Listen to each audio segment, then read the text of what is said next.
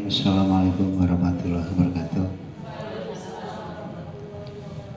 Alhamdulillahirrahmanirrahim. Puji syukur mari kita panjatkan kehadirat Allah Subhanahu wa taala yang mana pada kesempatan siang hari ini kita tetap diberikan kesehatan, keselamatan yang sehingganya dari beberapa tugas kita bisa kita laksanakan dengan baik dan tentu dalam keadaan sehat walafiat, tidak kurang suatu apapun.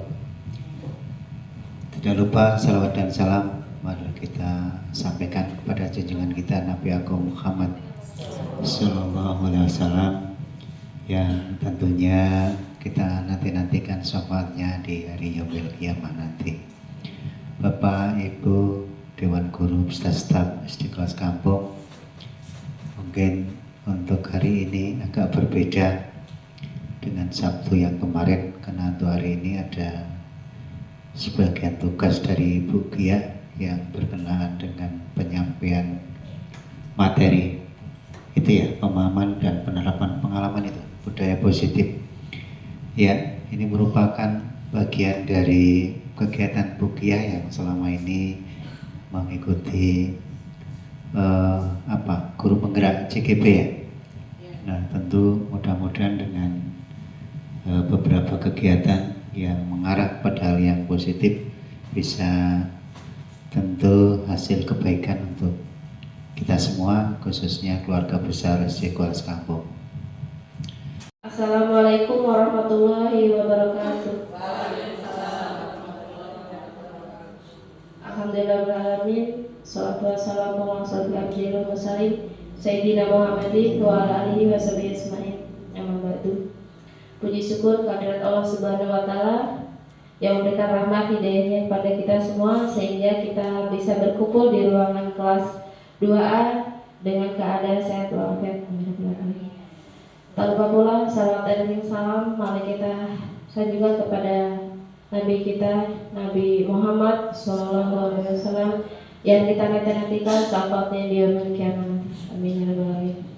Yang terhormat kepada Bapak Kepala Sekolah, Bapak Sugiarto SPD SD, yang terhormat kepada Bapak Ibu Dewan Guru beserta staf SDN Kuala Kampung yang berbahagia, dan mudah-mudahan kita semua dalam lindungan Allah Subhanahu wa taala. Amin ya rabbal alamin.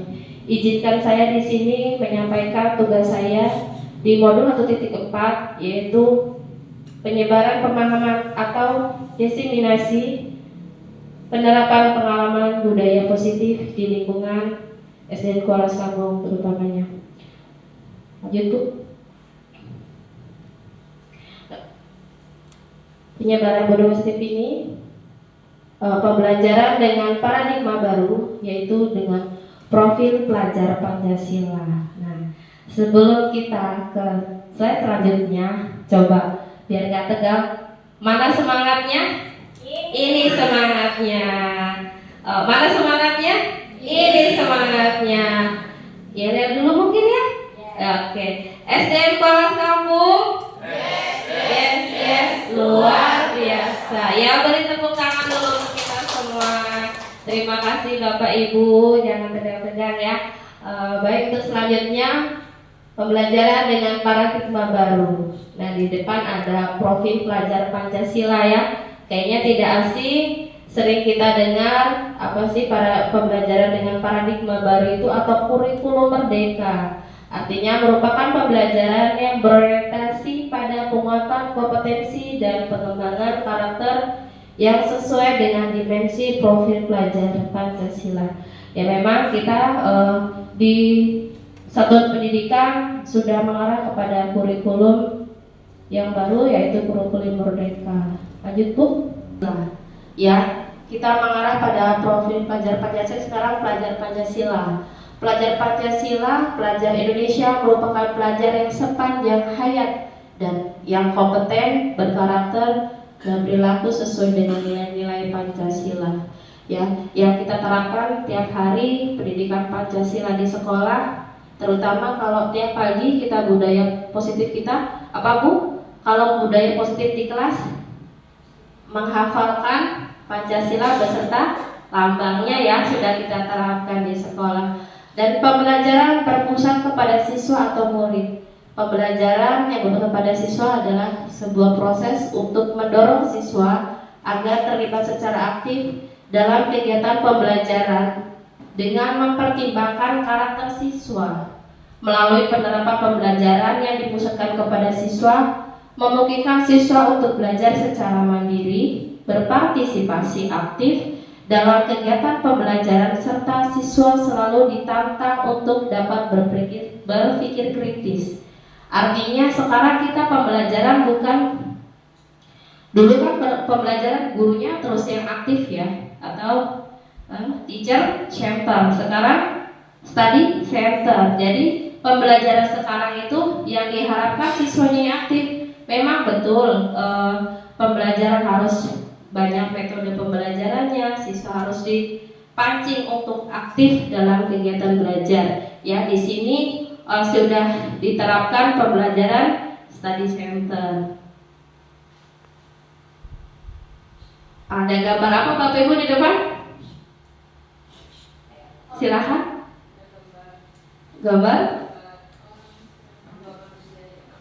ya, digambarkan seorang manusia. Diapain itu manusianya Bapak Ibu?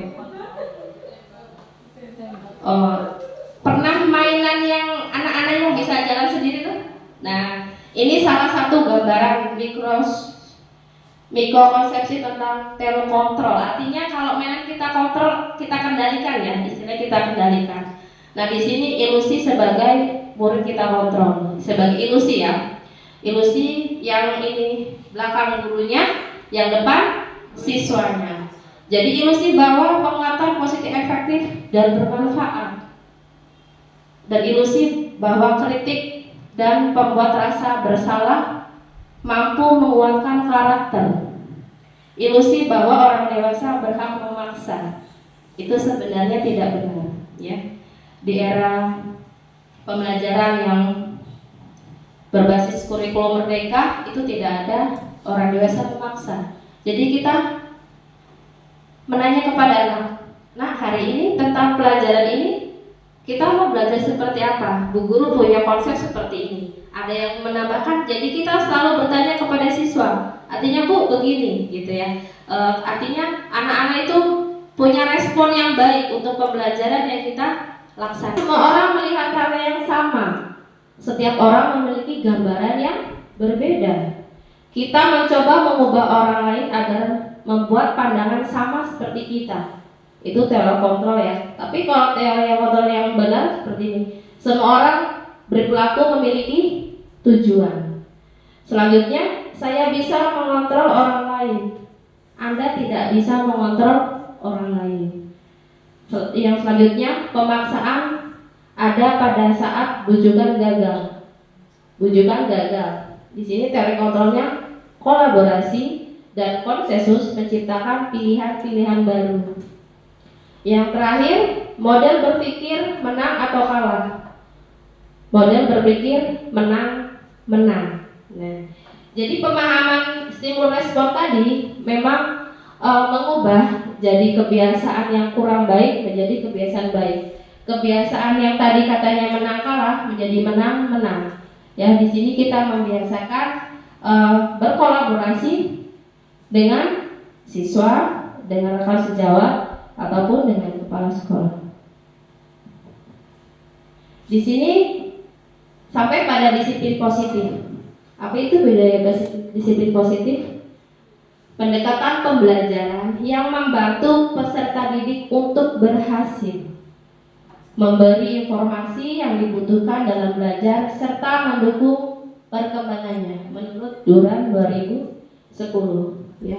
Selanjutnya, langkah pertama dalam penerapan disiplin positif yaitu dengan mengembangkan visi bersama tentang apa yang ingin dicapai sekolah. Guru harus mampu memfasilitasi pembelajaran, berfokus pada kekuatan dan kelebihan peserta didik, bukan hanya mengendalikan hal tersebut.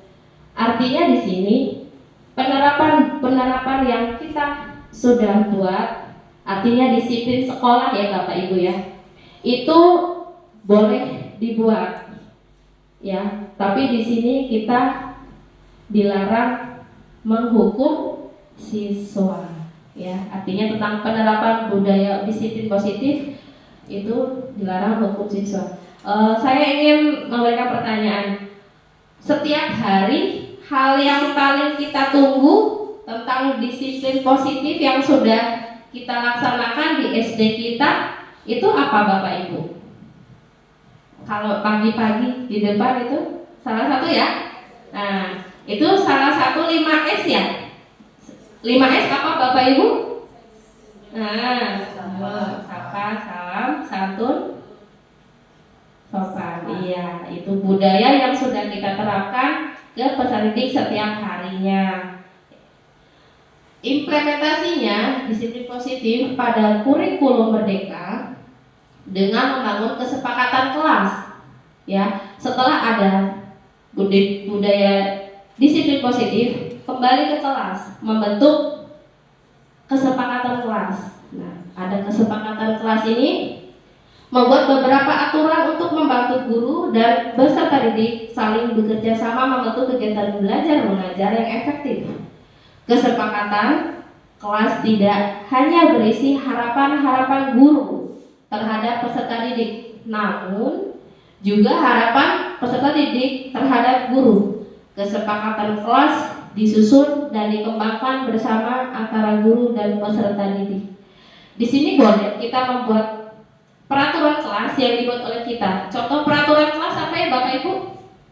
Tidak boleh menyampah atau membuang sampah sembarangan, tidak boleh ngobrol, iya, tidak boleh makan kelas. Itu hampir dengan kata-kata yang tidak boleh, terakhir tidak boleh bully atau tidak boleh mengganggu orang lain dengan kata-kata yang kasar atau tindakan yang kasar ya. Nah, di sini ada 5 dasar kebutuhan manusia. Ya. Kebutuhan dasar manusia yang pertama bertahan hidup, fisiologis, kesehatan rumah, makan, biologis, rasa aman. Di sini tentu peserta didik kita membutuhkan rasa aman ya.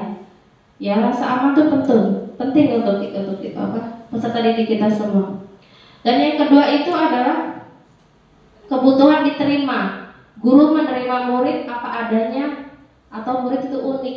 Kita tidak bisa membeda-bedakan anak itu berkebutuhan yang maaf ngomong yang anak super atau anak disabilitas. Kita harus memberikan kasih sayang atau pembelajaran yang sama terhadap siswa tersebut ya. Yang ketiga adalah kebutuhan dasar yang kebebasan. Kebebasan seperti apa di sini? Membuat pilihan dan tanggung jawab bagi murid. Artinya tadi anak suruh milih. Seperti keyakinan kelas tadi memilih. Kamu pilih apa nak untuk keyakinan kelas kita? Saya memilih kebersamaan dan saling menyayangi Bu. Boleh ya. Atau dalam hal pembelajaran membedakan anak suruh memilih apa. Itu kebebasan untuk mereka. Bukan kebebasan yang kita kontrol ya, bukan bebas semaunya siswa. Yang keempat adalah kesenangan, membuat kegiatan yang di kelas dan menyenangkan. Baik pembelajaran di kelas maupun di luar kelas yang menyenangkan bagi siswa. Karena pembelajaran kita berpusat kepada siswa atau murid. Yang selanjutnya kekuatan. Murid memiliki kompeten, keterampilan, ingin diakui dan mereka belajar mengendalikan. Artinya siswa sudah aktif dalam pembelajaran. Dia ingin diakui, sehingga kita harus memberikan respon penilaian. Bagus nak, kamu sudah ada peningkatan. Kadang ada anak yang pengen dekat gurunya terus dengan sentuhan, ya mungkin, wah anak kamu bagus nak, kamu nilai sekarang sudah mulai ada peningkatan. Mungkin dengan sentuhan tersebut, siswa yang mungkin tadinya berperilaku kurang baik akan menjadi lebih baik dengan pendekatan dengan kekuatan dan kasih sayang ya. Motivasi perilaku manusia. Nah di sini untuk menghindari tindakan nyaman atau hukuman, ini adalah tingkat rendah dari motivasi perilaku. Motivasi perilaku manusia memberikan hukuman ini memang paling atas ya Bapak Ibu. Tapi ini yang paling rendah. Ya, yang paling rendah urutannya. Memberi hukuman itu hal yang paling istilahnya paling rendah, paling belakangan. Untuk yang kedua, untuk mendapatkan imbalan atau penghargaan dari orang lain. pengen dimotivasi tapi ingin dapat imbalan dari orang lain, gitu kan? Ini perilaku yang tengah-tengah.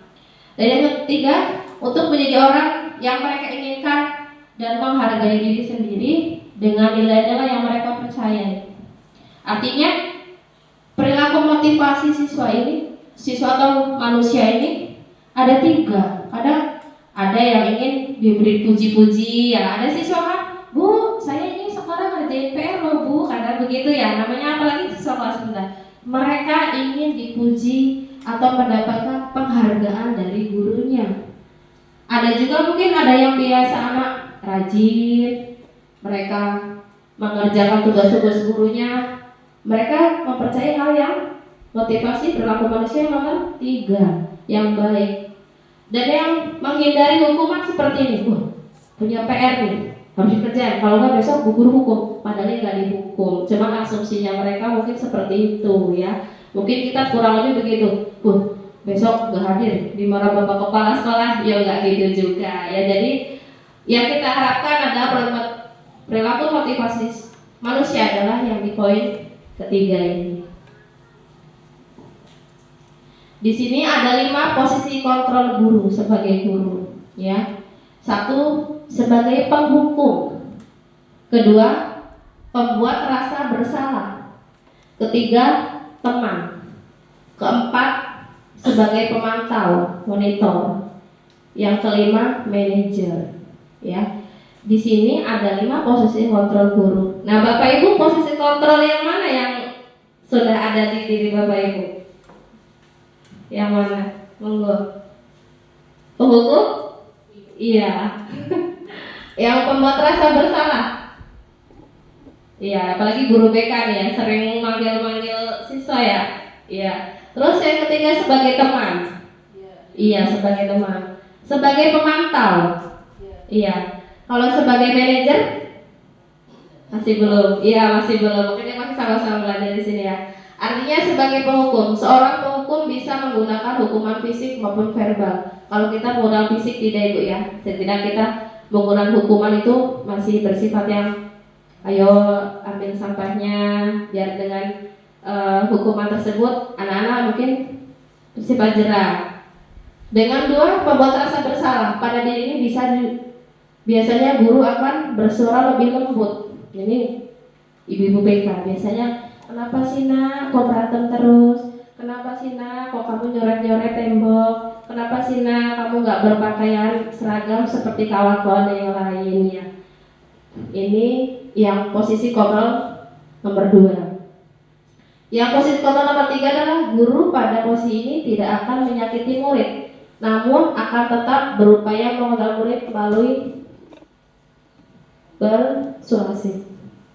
Ya, mungkin pada posisi kontrol teman, ayo nak bantu bu guru, nanti kalau kamu tidak mengerjakan tugas, nanti bu guru dipanggil sama bapak kepala sekolah. Artinya mengajak dengan bahasa yang lembut. Ayo itu teman ya.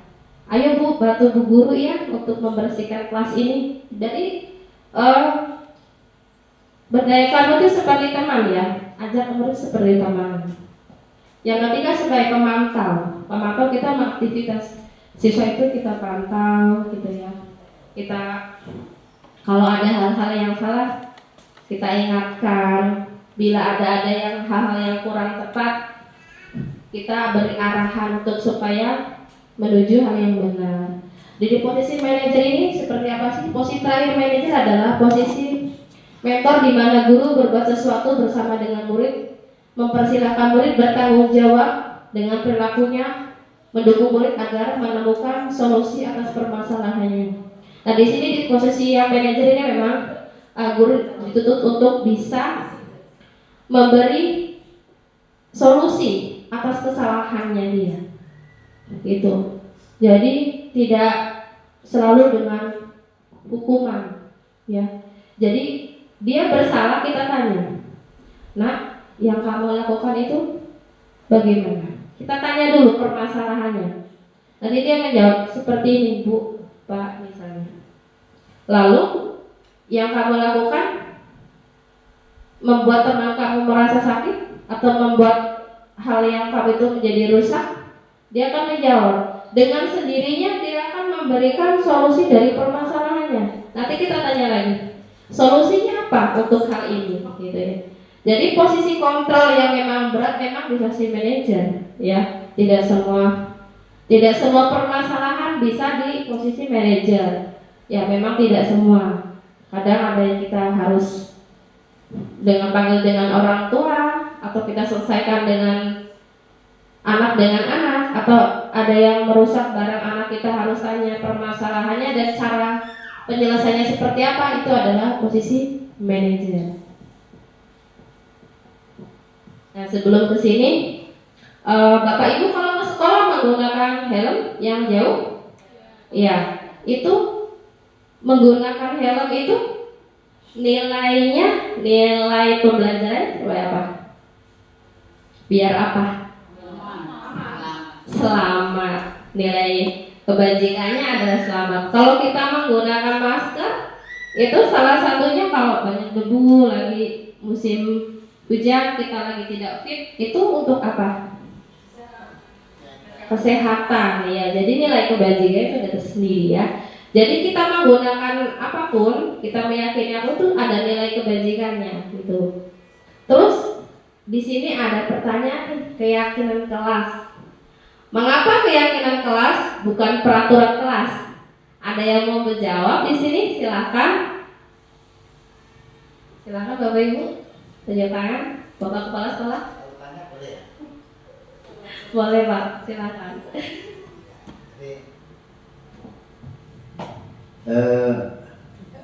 Tadi disampaikan bahwasanya helm itu digunakan untuk keselamatan. Ini untuk tanggapan saya sepertinya kurang pas. Masalahnya kalau syarat untuk apa?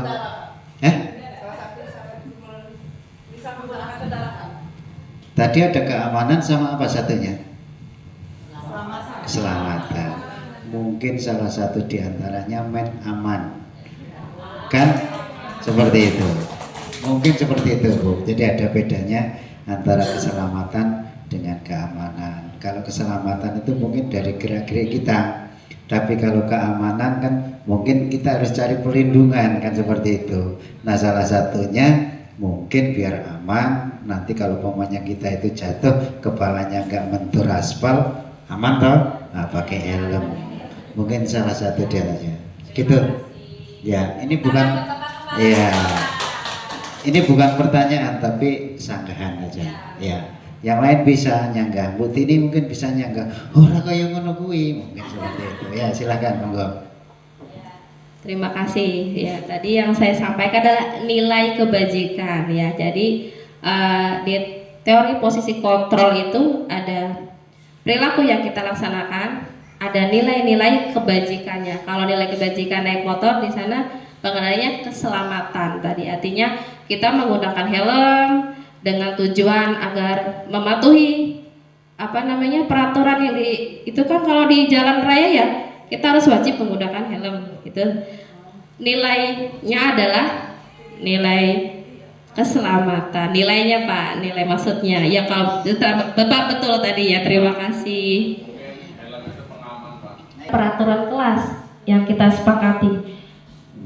Ada yang mau jawab? Boleh, Bu Sania? Boleh?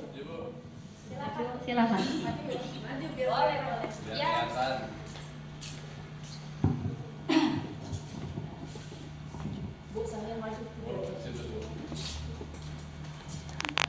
Terima kasih kepada Ibu narasumber. Saya coba ya untuk menjawab, mohon koreksi apabila salah.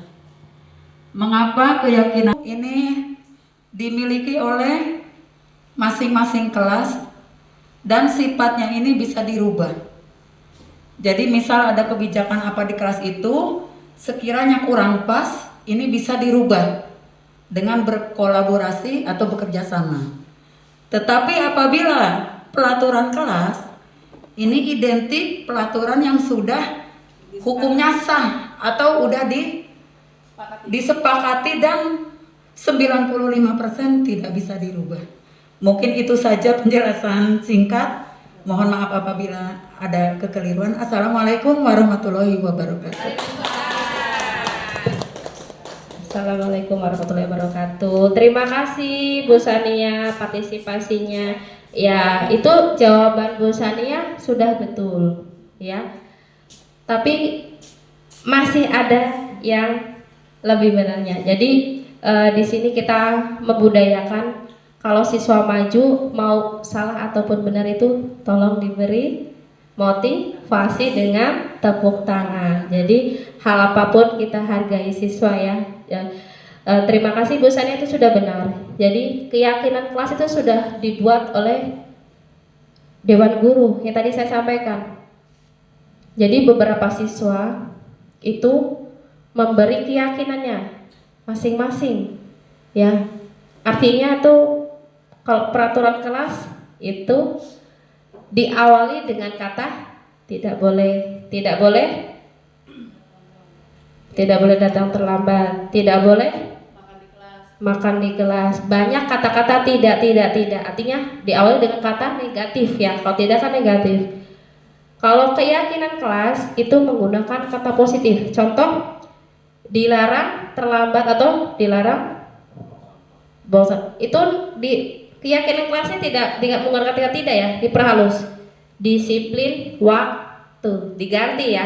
Yang ini tidak boleh terlambat, berarti disiplin waktu. Yang tadinya tidak boleh membuang sampah sembarangan. Nah, buanglah sampah pada tempatnya. Terus contoh apa lagi Bapak Ibu? Tidak boleh makan di kelas. Diperhalus ya? Makanlah di tempatnya atau di kantin gitu kan. Terus tidak boleh berantakin buku itu apa bahasanya? Kalau umpamanya nih, Iya, monggo Pak. yang kata-kata keyakinan kelas itu di apa ya, biar kita paham banget seperti apa keyakinan kelas itu kan untuk anak-anak ya. Iya. Umpamanya kalau umpamanya dirubah biar keyakinan umpamanya apa? Oh iya Pak, di sini mohon maaf. Di sini memang yang kita buat biasanya bahasanya peraturan kelas.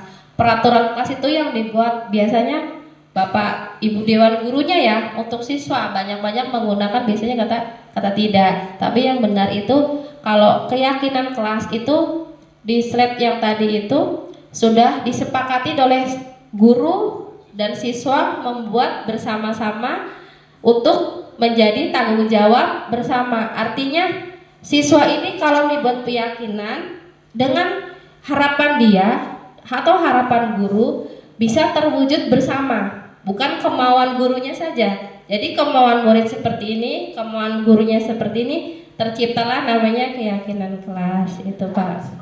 Ya, kesepakatan kelas atau keyakinan kelas, ada dua bahasanya. Kalau di sini saya ambilnya keyakinan kelas. Bisa dipahami Bapak Ibu? Bisa. Kita lanjut slide selanjutnya. Kita tes saja nanti. Menentukan keyakinan kelas. Yang pertama tadi ya peraturan kelas. Terus ada kesepakatan kelas, nilai kebajikan tadi ya. Nah, kesepakatan kelas yang pertama contohnya tidak boleh terlambat. Kesepakatan kelasnya apa Bapak Ibu? Masuk kelas tepat waktu. Nilai kebajikannya disiplin. Jadi ada 3 yang kita terapkan tuh 3. Jangan sampai kita membuat peraturan kelas kesepakatannya ada, nah nilai kebajikannya apa ya ini gitu ya. Jadi harus mempertimbangkan nilai kebajikannya. Nanti mari kita bersama-sama membuatnya ya. Larang mencontek. Kesepakatan kelasnya jujuran. Nilai kebajikannya jujur. Yang ketiga, dilarang buang sampah sembarangan. Nilai kesepakatan kelasnya jagalah kebersihan. Nilai kebajikannya kepedulian terhadap lingkungan. Yang keempat, contohnya peraturan kelasnya no bully. Yang kesepakatan kelasnya bicara yang sopan dan baik. Yang nilai kebajikannya saling menghargai. Jadi peraturan yang kita buat nanti kesepakatan dengan anak-anak, kita buat kesepakatan, artinya kalau sudah sepakat, nah ini kan peraturan, bukan kesepakatan kelas, sudah kalian buat, artinya kalian juga harus bertanggung jawab melaksanakannya bersama-sama gitu kan. Jadi tidak ada yang melanggar, kalau melanggar jadi ada konsekuensinya masing-masing. Jadi seperti itu. Lanjut Bu. Nah, di sini ada segitiga restitusi tentang permasalahan. Seandainya, nah, apa sih restitusi? Mari kita sama-sama menstabilkan identitas ketika seseorang, yang pertama ya, segitiga restitusi adalah penyelesaian kontrol kita tadi di depan guru terhadap siswa. Namanya segitiga restitusi. Yang pertama adalah menstabilkan identitas. Pengertiannya, ketika seorang anak atau murid melakukan kesalahan, hal ini seringkali disebabkan oleh kebutuhan dasar yang tidak terpenuhi. Bagian dasar segitiga restitusi bertujuan untuk mengubah orang yang gagal atau siswa yang gagal karena telah berbuat kesalahan menjadi orang yang sukses. Artinya, tidak semua anak bersalah itu menjadi salah terus tuh, tidak. Jadi dengan pemahaman dengan segitiga restitusi ini diharapkan guru mampu menyelesaikan permasalahan anak dengan adanya penyelesaian yang baik. Tidak anak tuh salah terus sampai pulang merasa salah terus, tidak, ada solusinya. Contohnya di sana ada kalimatnya, berbuat salah itu tidak apa-apa. Ibu juga pernah berbuat salah. Jadi si anak itu tidak menyesalinya berlebihan. Ada anak mungkin tidak sengaja ya menyelesaikan masalah gitu, kita marah, nah ayo kamu begini begitu. Artinya tuh rasa bersalahnya tuh mendalam. Mungkin kalau anak yang biasa-biasa saja sih mungkin tidak mengena, tapi tidak semua anak sama. Ya, terus ada tindakan, manusia itu tidak sempurna nak. Semua orang bisa bersalah, manusia itu tidak ada yang sempurna. Kita kasih pemahaman itu, jadi tidak ada anak yang gagal. Saya ingin mencari solusi dari permasalahan ini. Jadi cari solusi bersama. Kamu saya tadi misalnya tidak sengaja Bu menjatuhkan kawan hingga kawannya berdarah atau bagaimana. Itu kan kalau anak tidak kasih pemahaman, itu sampai 1 minggu tuh masih membekas takut ya. Benar kan? Biasanya seperti itu. Tapi dengan kasih pemahaman tuh namanya tidak sengaja. Semua orang bisa berbuat salah. Segitiga restitusi yang kedua adalah validasi tindakan yang salah. Konsep langkah ini adalah pemahaman kebutuhan dasar yang mendasari tindakan kesalahan anak. Teori kontrol menyatakan bahwa setiap tindakan manusia, baik atau buruk, memiliki maksud tujuan tertentu. Contoh kalimatnya, kamu pasti punya alasan mengapa kamu melakukan hal tersebut. Ya. Yang kedua, ya bisa terlihat kamu merasa senang dengan hal apa yang kamu lakukan, tetapi jadinya merugikan untuk orang lain.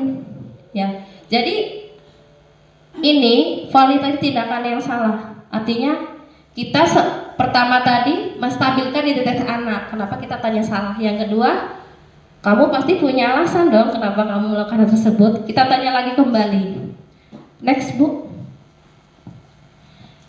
Segitiga restitusi yang ketiga adalah menanyakan keyakinan tadi yang sudah keyakinan kita buat di kelas atau di sekolah kita sepakati ya dengan siswa, kita tanyakan kembali. Menanyakan keyakinan kelas, anak akan siap untuk dihubungkan dengan nilai yang mereka yakini dan menjadi orang yang mereka inginkan. Penting untuk bertanya kepada anak tentang kehidupan yang mereka inginkan di masa depan. Dengan demikian, guru atau orang tua dapat membantu mereka tetap fokus pada gambaran tersebut. Artinya setelah anak tadi salah, kita tanyakan keyakinan. Kira-kira keyakinan yang kelas yang kamu langgar apa? Mereka kan kembali, oh ya, saya pernah membuat keyakinan kelas dengan Bapak Ibu guru saling menghargai. Di sini saya melanggar aturan atau keyakinan tersebut. Jadi mereka anak dikembalikan dengan keyakinannya. Jika menjadi anak yang gagal, menjadi anak yang sukses tadi, ya ditanya lagi gitu kan. Contoh kalimatnya, apa keyakinan kelas yang kita percaya? Tanya lagi. Mungkin mereka tahu. 1, 2, 3, 4 dan seterusnya. Lalu keyakinan apa yang kamu belum tunjukkan? Kembalikan lagi kepada yang pembuat keyakinan anak-anak tadi. Terus, apakah tindakan kamu mencerminkan keyakinan kelas tersebut? Nah, artinya kalau anak sudah melanggar dari keyakinan itu, kita kembalikan, menanyakan keyakinan. Next, Bu. Penutup, ya. Di sini dalam penerapan program disiplin positif, hendaknya guru memiliki standar profesional dan sosial yang baik dengan merefleksi dirinya dalam proses kontrol saat ini sebagai perjalanan dirinya sebagai manajer yang menuntut murid-muridnya menjadi pribadi yang mandiri, merdeka, dan bertanggung jawab. Ya, itu posisi kontrol mengarah tadi kepada slide yang tadi, artinya guru diharapkan sebagai posisi kontrol manajer, bukan penghukum. Jadi itu Bapak Ibu, terima kasih. Saya akhiri. Assalamualaikum warahmatullahi wabarakatuh.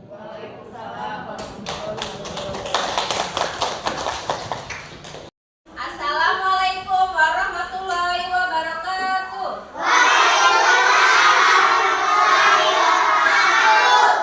Baik anak-anak, hari ini kita akan membuat keyakinan kelas. Keyakinan kelas itu adalah suatu pengembangan dari disiplin kelas. Contohnya disiplin kelas apa? Tidak boleh terlambat, tidak boleh berantem sama teman, tidak boleh pukul-pukulan, nggak boleh bully. Jadi itu akan kita membuat keyakinan kelas. Keyakinan kelas itu hal yang disepakati oleh semua siswa kelas 2A tentunya ya. Nanti di sini Ibu akan membagikan kertas warna-warni ya, yang akan Ibu bagikan ke anak-anak. Nanti silakan kalian masing-masing keyakinan kelas yang kalian inginkan apa? Berdasarkan kemauan kalian ya, berdasarkan kemauan kalian nanti tentunya itu akan menjadi keyakinan yang kita sepakati bersama di kelas 2A. Baik, di sini Ibu akan menjelaskan bagaimana cara menuliskan keyakinan kelas.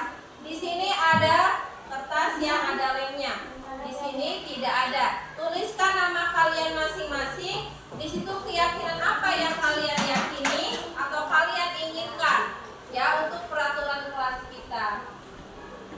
Jadi tolong dengan tertib, tidak diskusi, tidak boleh berantem, itu jadi keyakinan kalian sendiri. Jangan nyontek saya apa ya, tidak. Jadi silakan tulis dengan keinginan kalian, tidak diskusi ya. Ini hanya keyakinan kita saja.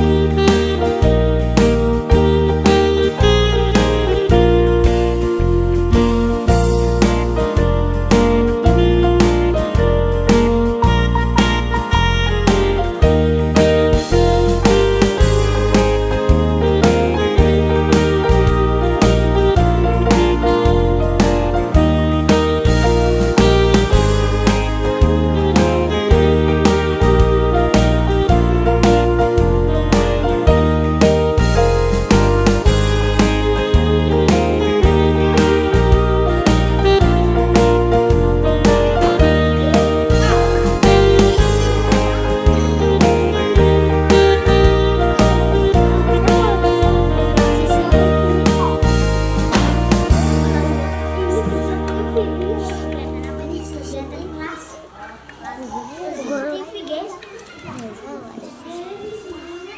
Nama saya Kania Sabila Noviat.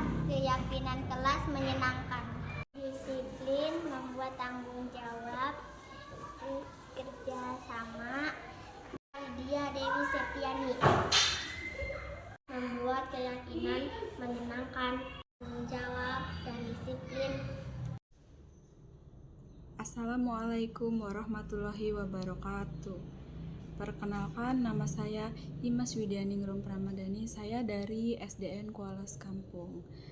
Jadi budaya positif yang dilaksanakan oleh Ibu Sugia CGP Angkatan 11 menambah pemahaman kepada rekan guru lain dan dapat diterapkan di sekolah.